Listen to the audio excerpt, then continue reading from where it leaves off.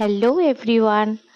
আজ না আমাদের বাড়িতে কিছু গেস্ট আসবে, তো তাদের তো সুন্দর সুন্দর রান্না করে খাওয়াতে হবে, তো তার জন্য তো বাজার যেতে হবে। আর সকাল থেকে না প্রচুর বৃষ্টি হয়ে গেছে, এখন একটু বৃষ্টিটা ধরে এসছে। তো আমি আর তোমার দাদা ভাই চলে গেলাম বাজারে। এটা হচ্ছে জলপাইগুড়ির বড় বাজার সবচেয়ে, এখানে দিন বাজার, এখানে ভ্যারাইটি মাছ সবজি সব কিছুই তোমার হাতের নাগালে এবং কি বলবো বলো তো, রিজনেবল প্রাইসে পাওয়া যায়। অন্যান্য বাজারের থেকে এখানের দামটা একটু হলেও তোমরা কম পাবে। তো যাকে চলে এসেছি বাজারে, আর প্রচুর রকমের মাছ এখানে রয়েছে।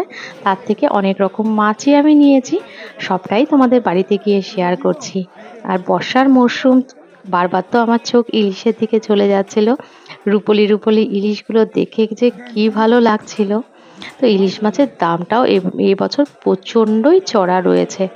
তো যাই হোক, মধ্যবিত্ত ফ্যামিলি আমরা আমরা ইলিশ তো একটা খাবো না তাই বলে, তো খেতে তো হবেই। তো একটা ইলিশ নিয়ে নিলাম। খুব একটা বড় সাইজ না হলেও 650 মতো ওজন ছিল। তো সেটা নিয়ে নিয়েছি। মাছ বাজার থেকে অনেক রকম মাছই নিয়েছি। তো লাস্টে এই যে দেখো, একটু গুঁড়ো মাছও নিয়ে নিলাম। তো নিয়ে এরপরে কিন্তু সবজি বাজারটাও রয়েছে। তো সবজি বাজারে টুকটাক যেগুলো লাগবে, আমি তো আগে থেকেই চিন্তা করে এসেছি কি কি রান্না করব। তো সেই মতো করে আমি গুছিয়ে গুছিয়ে সবজিটাও নিয়ে নিলাম। আর আলুর যে দাম এখন, মানে কি বলবো, প্রচণ্ড চড়া। তো যাই হোক, পাতে তো আলু পড়তেই হবে, তো আলুটাও নিয়ে নিয়েছি।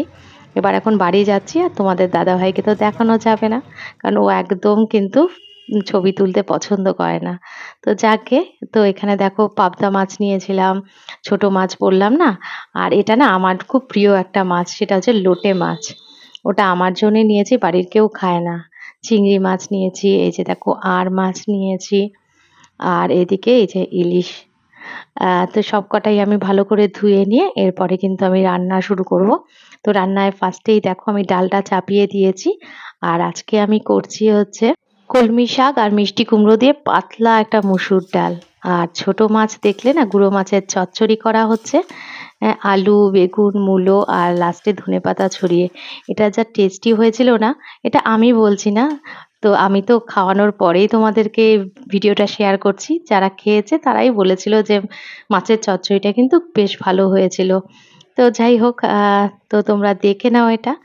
আর এটা কি করছি বলো তো, শিং মাছ। এটা কিন্তু আমাদের কেনা নয়, এটা আমাদের পুকুরেরই শিং মাছ। এটা একদম টাটকা ধরা ছিল, তো সেটাও করলাম।